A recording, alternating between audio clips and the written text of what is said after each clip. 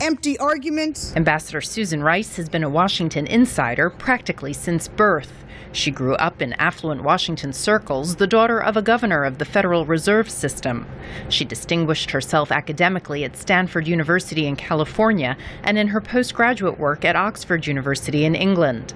Her political star was rising, first during Bill Clinton's administration as one of his special assistants, then as an assistant secretary of state for African affairs. She was an early supporter and advisor to then-candidate Barack Obama and became his United Nations ambassador in January 2009.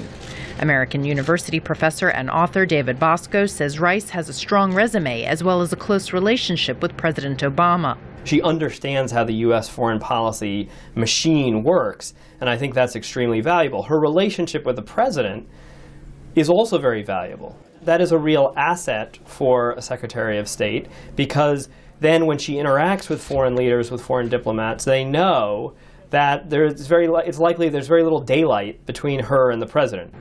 At the United Nations, Rice has traded barbs with her Russian counterpart and is known to be a tough negotiator. Her diplomatic style has been described as no-nonsense and abrasive. It's superfluous and it's a stunt.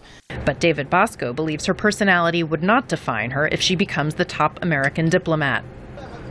After the September 11 attack on the U.S. consulate in Benghazi, Rice suddenly found herself at the center of a battle between the White House and Capitol Hill Republicans. I relied solely and squarely on the information provided to me by the intelligence community. Republican senators, including South Carolina's Lindsey Graham, say they will oppose her nomination based in part on comments she made on several American news programs 5 days after the attack that killed 4 Americans. I don't think she deserves to be promoted. There are a lot of qualified people in this country the president could pick, but I am dead set on making sure we don't promote anybody that was an essential player in the Benghazi debacle. A meeting between the senators and Ambassador Rice did not appear to ease their doubts, but she still has the support of President Obama. Susan Rice is extraordinary. Couldn't be prouder of the job that she's done at U.S. Margaret Besheer, VOA News, the United Nations.